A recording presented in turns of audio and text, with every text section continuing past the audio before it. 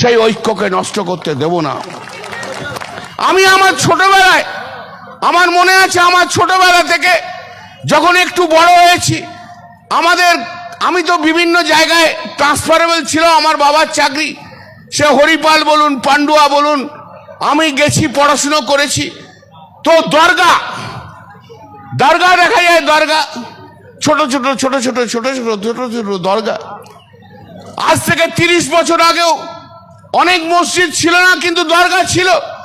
সেই দরগাতে সন্ধ্যেবেলায় মা যখন ঠাকুর ঘরে প্রদীপ জ্বালাতো, আর আমার ঠাকুমা বলতো, যা একটা মোমবাতি দরগায় যে পীর বাবার জন্য দিয়ে আয়, ওনার কাছেও প্রার্থনা চাইতে হয়, সেই দরগার সম্পত্তি।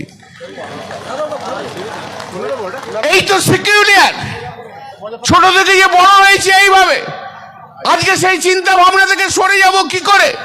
মা জ্বালাচ্ছে প্রদীপ ঠাকুর ঘরে, আর ঠাকুমার নির্দেশে 5-6 বছরের বয়সের ছেলে আমি দরগাতে যে প্রদীপ জ্বালিয়ে আসতাম, মোমবাতি জ্বালিয়ে আসতাম। আমরা এতটাই বিশ্বাস যে দরগাতে যে পীর বাবার, ওখানে পীর বাবাকে দেখি আর না দেখি, দরগাতে যে মাথা ঠেকালেই সমস্ত কিছু আমাদের ভালো হয়ে যাবে, এই বিশ্বাস নিয়েই তো আমরা বড় হয়েছি। আজ ভারতবর্ষের বুকে কত দরগা রয়েছে বলুন তো? সেই কটা দরগায় আজ কাগজ আছে বলতে পারেন? আজ আপনি এমন একটা আইন নিয়ে আসছেন, সেই দরগাকে তুলে দিয়ে বলবেন এটা ওয়াকফ প্রপার্টি নয়, এটা মসজিদ নয়, এটা অন্য প্রপার্টি, ওয়াকফ প্রপার্টি নয়। হতে পারে কখনো 100 বছর 100 বছর ধরে যে সমস্ত প্রপার্টি ওয়াকফ প্রপার্টি হিসেবে আজকে গণিত হয়ে এসছে, আমরা জানি এখানে মসজিদ আছে, এখানে দরগা আছে, এখানে মুসলিম ইনস্টিটিউট আছে, এখানে মুসলিম হসপিটাল রয়েছে।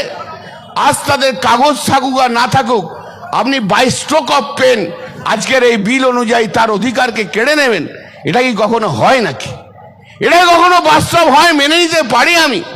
বছরের পর বছর ধরে রয়েছে, তাই তো কখনো কখনো হস্তক্ষেপ করেননি। আজকে কেন হলো? কেন এমন হলো? কিসের আপনাদের এই অধিকার? কেন এই চিন্তা ভাবনা?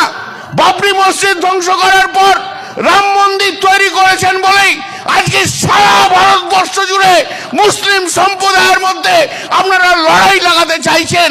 মুসলিম সম্প্রদায়ের সমস্ত সম্পত্তি অধিকারকে আপনারা নিয়ে নিতে চাইছেন। আপনারা ঘুরপথে বলতে চাইছেন যেটা মসজিদ নয়, এখানে মন্দির ছিল, এটা দরগা নয়, এখানে মন্দির ছিল।